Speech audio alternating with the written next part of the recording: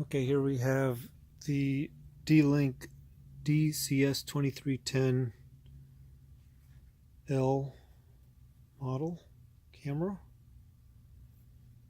for outdoor or indoor use. It is wired. There is no wireless. And these are the grade A. These first 6 of 8 are the grade A cameras.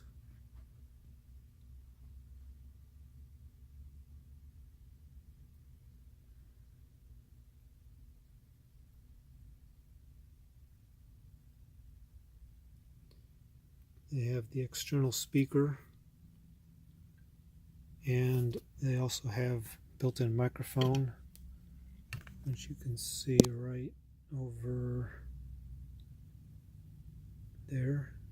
It's the pinhole for the microphone. These two are the grade B, and most of the camera is like a grade A, but I put them as grade B because of some cracks in the housing here, which I did do some plastic welding. I don't know how well that'll hold up because it's just a surface weld, and this one has a few more cracks here and here. And again, I don't know how long those will hold. The grade A cameras all have the screw plugs which protect it from moisture here, there, and there. The grade Bs have all the plugs but are missing these two.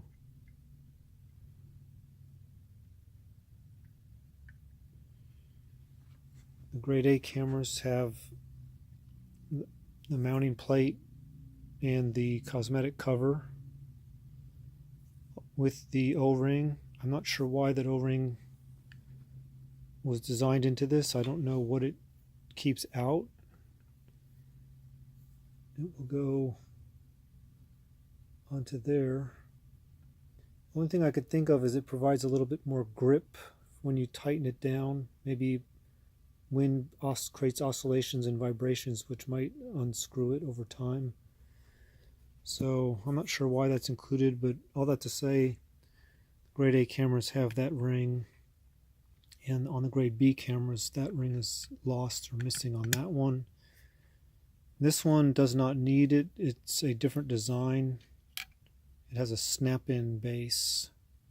The stock just snaps in there. I'm not going to remove it because I'm not sure if it's removable without breaking it, so I'm going to leave it in there. And the cosmetic cover is just this ring. Snaps in place there. And the fronts of the cameras, again, grade A.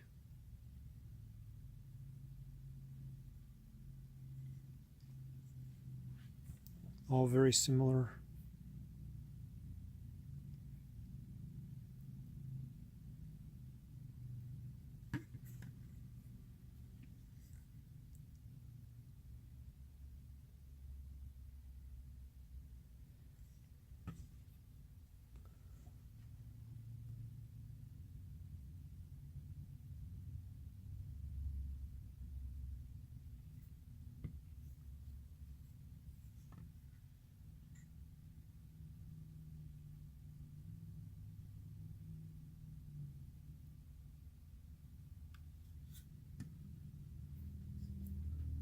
I believe these are all IP65, which means they can take a little bit of water, but not like an intense jet blast onto them.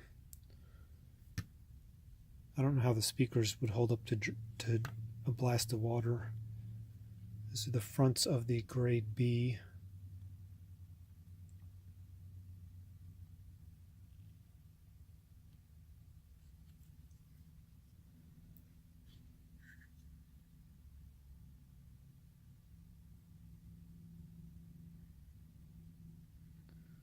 Also, the stock mount screw for this camera will screw into there, but for tightening it, you'll probably need to put a wrench on it and just do that last little eighth of a turn with the pliers or something. All the other cameras have the plastic thumb wheel to tighten it down. But this one, I don't know if the original design was supposed to have that, because it doesn't have that little metal outcropping on it. So I'm not sure if it was originally had the plastic piece on here and it's just missing, or if that was the design. Okay, the first two grade A cameras include patch cables with the rubber seal already installed on the patch cable. I did not use any patch cables in my setup. What I did is I ran the cable through my house, out the roof, and through the seal, and then I added my plug onto the end of the cable and crimped it down, and then installed it into the camera's socket, Cat 5 socket. That's my recommended way, because that's one run and it's sealed the whole way. Whereas with the patch cable concept, they want you to plug this into the back of the camera, push the seal in place, run your cable through your house, out your roof, and then have to plug this end here into the coupler. So then you'd have to make this waterproof, or I don't know how that would stand up to water and moisture over time. Anyway, I did not do this method, and what I did when I bought the cameras is I just took some wire cutters, cut the cable, and pulled the seal off there in order to install the seal onto my custom cables. Power supplies are 5 volt, 1 and 2.2 amps, I believe, and this will plug into, if you're not using PoE, then you'll need to use the power supplies, or I use the power supplies sometimes when I'm just setting it up before I get them installed. And you will need to remove these plugs here, access the Phillips head screws, remove those two, lift the cover off, and in there is where you will plug in the power supply. And notice the cord here, the shape of that cord will come right out of this hole right here. And right now, because there's not a power supply being used with it, there's a shunt in there shaped the same as this wire here, so that it creates a waterproof seal amongst the O-ring gaskets inside the back cover.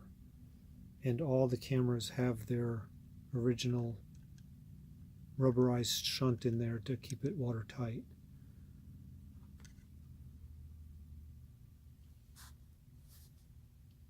And also on the grade B cameras, that is in place.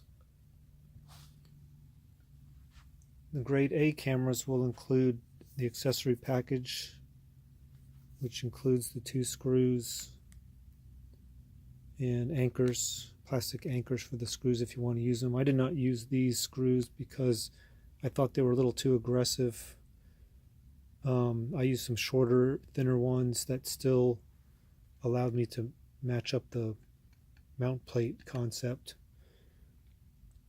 There's also a Allen wrench in here that allows you to install this black set screw with a little bit of Loctite on it.